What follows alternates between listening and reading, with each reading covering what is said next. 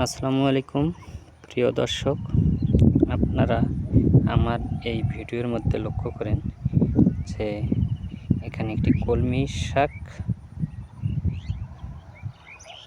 ক্ষেত। কলমি শাক সুন্দর হওয়ার পরেও দেখা যাচ্ছে যে শাকসবজির মূল্য বর্তমানে খুবই কম, মানে বাজারে শাকসবজি বিক্রি হচ্ছে না। এই কারণে আমাদের রংপুরের বদরগঞ্জ উপজেলায় যে কৃষকরা সবজি চাষ করছেন তারা প্রায় প্রতিটি ফসলেই লসের মুখ দেখতেছেন। এই যে কলমি শাক খাওয়ার কেউ নেই, দেখা যাচ্ছে কোনো ব্যক্তি এখান থেকে উঠে নিয়ে যাওয়া খায় না, আবার বাজারে বিক্রি হয় না, তাই এখানে নষ্ট হয়ে যাচ্ছে।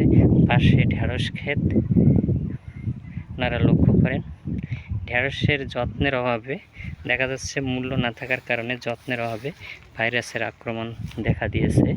তারপরেও দেখা যাচ্ছে যে প্রতিদিনেই ঢেঁড়স উঠাতে হয়, কিন্তু বাজারে কোনো মূল্য নেই। বাজারে 10 টাকা কেজিতেও আমাদের বদরগঞ্জ উপজেলায় এই ঢেঁড়স বিক্রি হচ্ছে না। আসসালামু আলাইকুম, ধন্যবাদ।